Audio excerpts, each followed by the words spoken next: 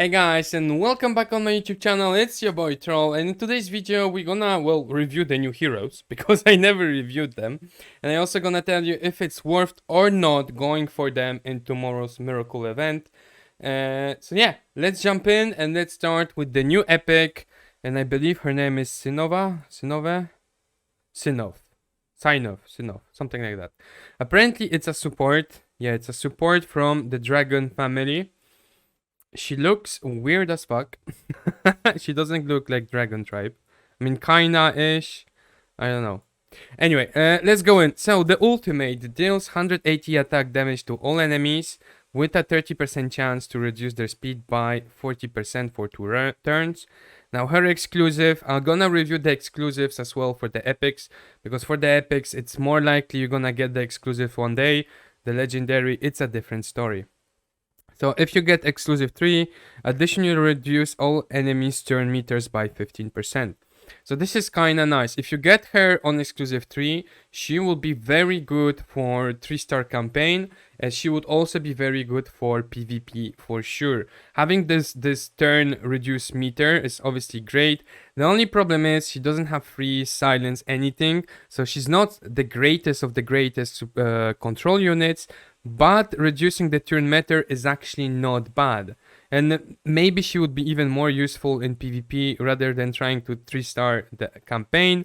But a control is a control. Okay, let's go to the passive. So, Sinova is immune to speed down. Okay, there's a 30% chance to inflict freeze. There you go.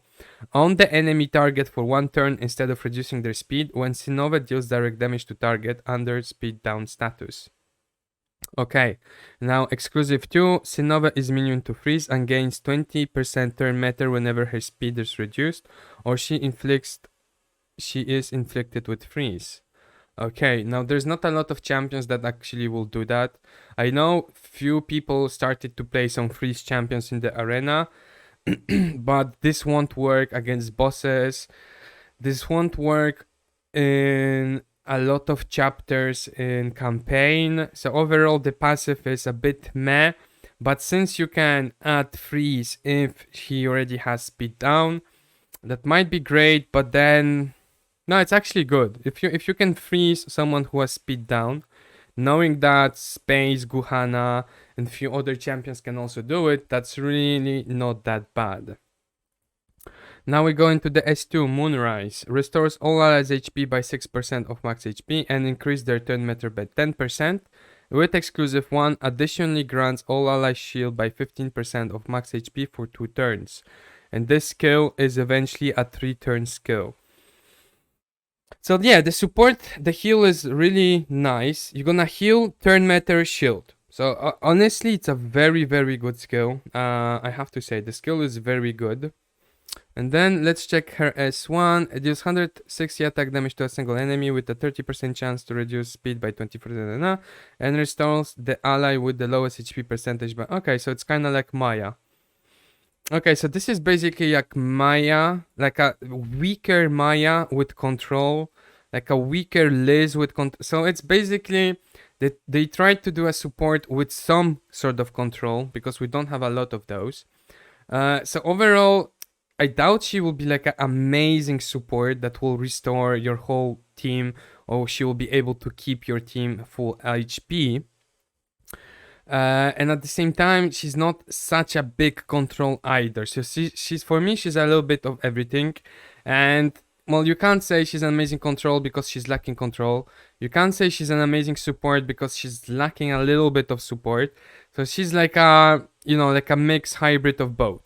Now, since late game, you're actually gonna need something like that when you're gonna basically control, and at the same time you're gonna try to make your keep your allies alive. I think end game she will be way better than early game. I don't think this champion will be any good early game. I think this champion is just perfect for late game when you're actually gonna need this control and debuff and turn meter, because you won't rely as much on the HP and shield. You're gonna rely more on the turn meter and on the slow potential freeze. So overall, good champion. Now, how would I rate her? I would say, again, PvP for sure. She will be the best for her will be PvP, because you want to reduce this turn meter. of your enemies, especially if you don't have Asindo. But in PvE, well, you won't really use her against bosses because freeze doesn't work. So the only space I see her actually working is in, I guess, trying to 3-star the campaign. But again, I think she's lacking a little bit control for that. She is green tower door so for Tower of Mark, if I'm not mistaken, there is not that much supports. Let me just check it quickly. So I'm sure I'm not saying bullshit. Not no no no no. Green tower and what is the support? No support. No really support. Okay, we have Taff, we have Machka, Fiona. Okay, so we kinda had some supports, but not like good healers. We had Space, we had Elric, but again, they're not like, yeah. So she'll be a really good addition to the Green Tower for sure. Yeah. Green Tower, she will be very, very good for sure. So yeah, I think she's gonna be like S for the Green Tower without any doubt. So yeah, that's the epic. Let's go into the first legendary, which is Olga. If I not no, that's not Olga, that's Taro. Okay, so the first legendary we're gonna review is Taro. I already saw his video, spotlight video of Infinite Magicraid. To be quite honest, I was really not impressed with this champion. Again, they tried to build a support that is half support and half control. As you can see, control, heal, shield. Now we are not going to review his exclusives because, let's be honest, 80-90% of us will never get those exclusives. So we're gonna go without exclusives. Let's start with his S1. With his auto attack, basic attack. So deals damage to a single enemy by 10% of Taro's max HP. Okay, that's actually nice. With a 30% chance to inflict Interwind. So we can push it to 30%. 30% is really low. And there's, I don't see, I mean, we could actually play this champion HP effect hit, but then he will be super slow. I don't know. Taro grants himself 1 layer of heal for 2 turns whenever he successfully inflicts Interwind on an enemy. This skill cannot land a crit. So now you have 30% chance, so most of the time you will miss it or you will not apply it, so the heal will never be there. So again, I think the chances are just way too fucking low. Now 10% of his max HP on paper sounds nice, but if you have 400k, you will make 40k. Any crit damage from any champion is at least 100k. So again, the damage will not be that great. Has S2 grants all allies consolidation 1 and 1 layer of heal. I think this is shit, like very bad. If you have exclusive 1, it already looks nice because it's consolidation 2 and shield by 20%. But without exclusive, this spell is complete garbage. Why? Consolidation 1 is basically something that Wim has, and he launched it with his shield at the same time. And heal over time, believe me, it's complete garbage if you don't spam it or don't have it, a lot of it. Having 1 heal over time every 4 rounds, it's just not enough. There is not enough support from this spell for sure. Now, if you have exclusive 1, that's a different question. But again, it will be a 4-turn cooldown, and that's really a lot. His passive. So the heal granted by Taro additionally restores Taro's HP by 1% of max HP. So she will heal himself whenever he pulled heals. Okay. Taro grants all allies a shield by 5% of max HP for 2 turns when any enemy target is inflicted with stun by Interwind up to 1 layer of shield.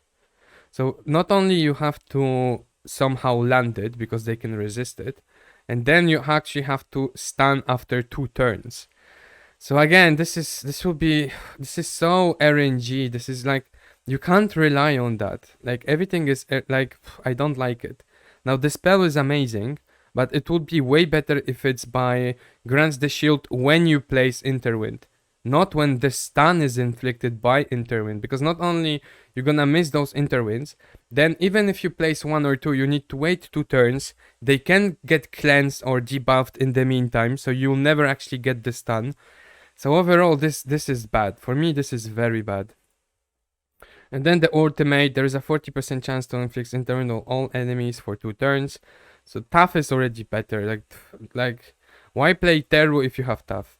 Afterwards, deals damage to enemies by 12% of Taro max HP. Again, this is shit. Even you have 400k, you're gonna deal 40k. This is nothing. It also doesn't say that it ignores defense or whatever. So the damage should be really mediocre. The more targets would intervene, the higher the damage dealt by this skill. Up to 16% of Taro's max HP. Yeah. Honestly, for me, this champion is complete garbage. I can see him as even in PvP. Everyone has Luna. Everyone has debuffer now. This will never survive. This debuff will never survive for 2 turns. And in terms of support, it's complete garbage. I'm sorry, it's garbage. I would not recommend going for this champion. And even if you get him, I would not build him for now. He instantly needs a buff from the moment he was released. Now, I'm not going to go through the exclusives. I agree, maybe you're gonna get one, but exclusive 2, it's pointless. And then let's try to find Olga. Where is Olga?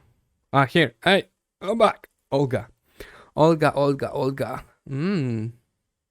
I like her shoes. Yeah, Primark for sure. Also, why are you hiding her ass? I can't zoom in.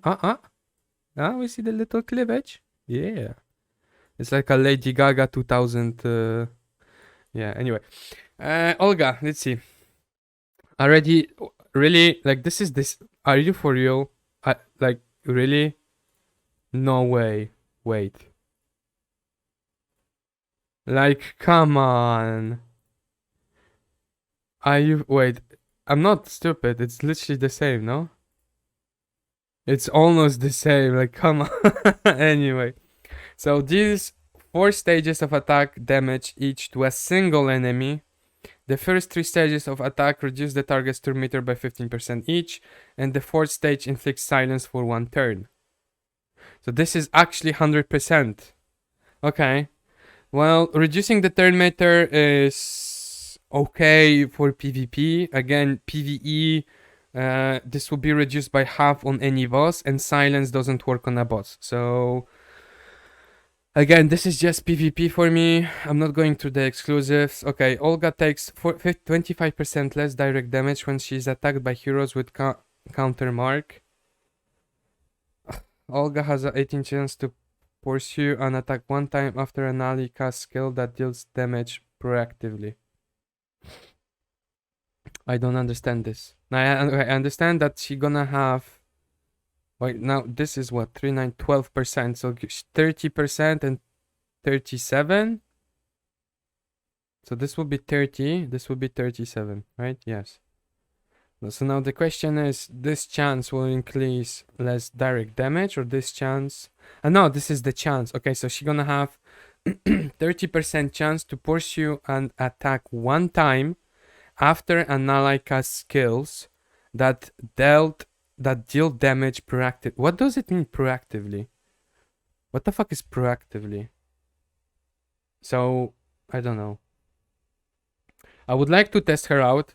Because if this really works, that for example every time someone attacks, she will attack on top of that, and I'm guessing she would launch this skill, right? Deals 220 attack damage. If the target has an attribute debuff, additionally increase 25% damage. If the target is under control status, additionally increase 50% damage instead. So you'll never have obviously control status on a boss. You will have it in PvP again, but this will work well on Efret, because on Efret, the Dwarven Dungeon boss, you're gonna have a lot of attribute debuffs, or at least you should. So this increased damage will always be there. And 220 is actually a lot, and you can push it to 300.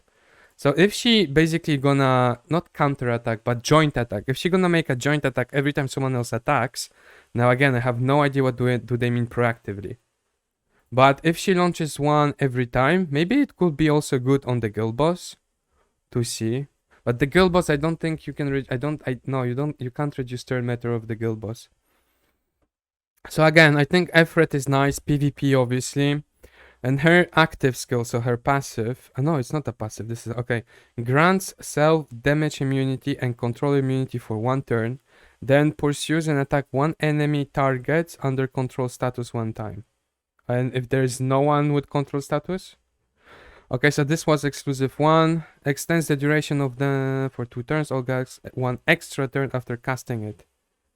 Okay, so like that, you're just gonna attack someone once you cast it. With this, you're gonna cast it and potentially make an ultimate or something. So at the end of the day, you're gonna get 1 turn of cooldown, control immunity, and damage immunity because you're gonna play once after it. So it's still 1 turn. It's just you get 1 extra turn with those buffs. Again, so I just okay. So there are two for me to give her a judgment. I need to understand what is proactively. Like I know what it means in English. I just don't know what it means in this game, to be quite honest.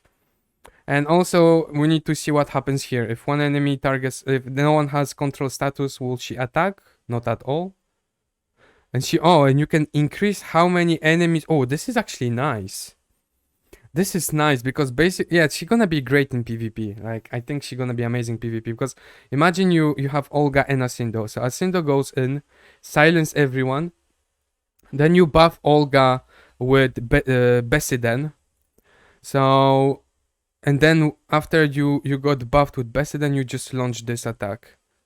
And you're gonna have a 300% or even more. No, 375 because they're gonna be... Now they won't... no, you're gonna be 350 because they're just gonna be under control.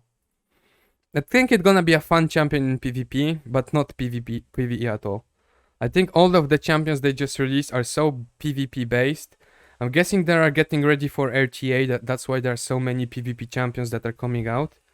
But yeah, overall, Olga, I like her. I would like her to test in PvP. PvE, I would never use her. The 3 champion, complete garbage. I will not use him anywhere. And her and Sinova, eventually in Tower of Mark. But again, if I, for example, reroll and get her, I would not. I would probably keep her unless I really don't have Liz Wim. I mean, she's not better than Liz Wim. She's not better than Asindo or any control. She's just a mix of everything. If you don't have like one order, you can put her in. But yeah, guys, that's my opinion for this weekend. I actually gonna go for Olga. I think I'm gonna try to get Olga. I'm gonna summon if I get Lam or Darius or whatever. But if not, I hope to get Olga.